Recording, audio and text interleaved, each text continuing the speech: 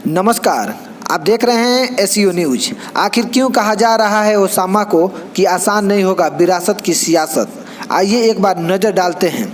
सिवान से पूर्व राजद सांसद डॉक्टर मोहम्मद शहाबुद्दीन के निधन के बाद उनके पुत्र ओसामा साहब को उनके सियासी विरासत का उत्तराधिकारी भले बना दिया गया हो, पर सिवान में अब हालात पहले जैसा नहीं रहे। जहां सहानुभूति लहर में अपने पिता की तरह रॉबिन हुड बनकर ओसामा बाहर निकले। भले बिहार के मुस्लिम वोटरों को प्रभावित करने के लिए राजनीतिक दल ओसामा के इर्द गिर्द गणेश परिक्रमा कर रहे हैं, पर उन्हें भी इस बात का अंदाजा है कि अब वह सिवान नहीं रहा जहां एक पत्ता भी शहाबुद्दीन साहब के इशारे के बिना नहीं हिलता था। सियासत बदली तो चेहरे भी बदल गए और बदल गए जातीय समीकरण भी।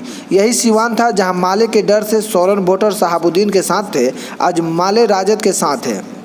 सिवान में ताल ठोककर और शहाबुद्दीन को पटकनी देने वाले ओम प्रकाश यादव आज खुद के लिए राजनीतिक जमीन तलाश रहे हैं। कभी निर्दलीय ही सिवान में जीत के परचम फहराने वाले ओम प्रकाश यादव ने अपनी दूसरी पारी भाजपा के साथ शुरू की। लगातार दूसरी बार संसद भी बने, पर गठबंधन ने सिवान पर जदयू का कब्जा हो गया और ओम प्रकाश यादव का राजनीतिक कद सिमटने लगा। 2020 के विधानसभा चुनाव में भाजपा ने टिकट तो दे दिया, पर सिवान सीट ओम प्रकाश यादव नहीं निकाल सके। शहाबुद्दीन के निधन के बाद राजद बैकफुट पर चली गई थी। डैमेज कंट्रोल के तहत राजद के कई वरीय नेता मनवान करने शहाबुद्दीन के पुत्र ओसामा के पास पहुंचे।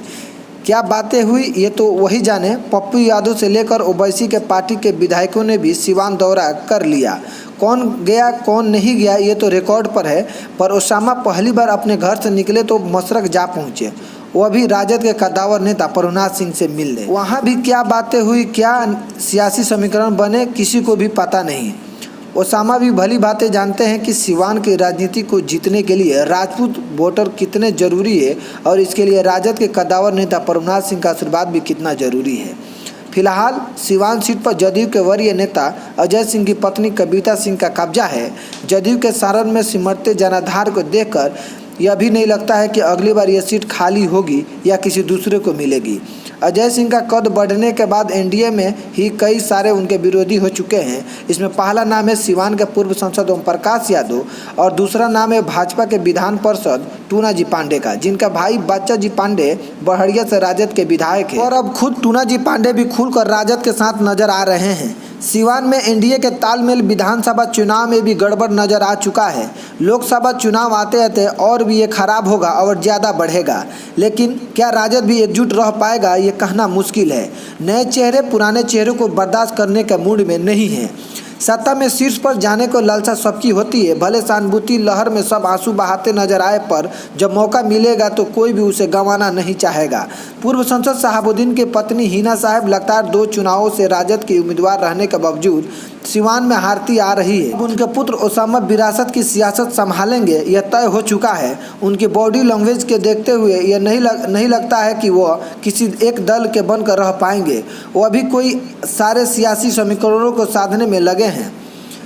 यही कारण है कि मुस्लिम वोट बैंक के ओवैसी के पार्टी अपनी तरफ खींचने के लिए राजद को भी कोई कुर्बानी देने को तैयार है। राजद के कई नेता सिवान के दौरा कर चुके हैं, जिसमें सबसे बड़ा नाम है लालू प्रसाद यादव का बड़े पुत्र तेज प्रताप यादव का, जो 2 बार सिवान आए हैं।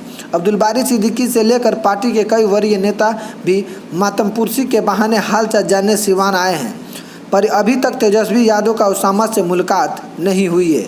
इसी इंतजार में है सिवान के जो शहाबुद्दीन साहब के समर्थक है वो कि कब तेजस्वी मिलेंगे और क्या बातें होती है ओसामा से, ये आने वाले समय बताएगा।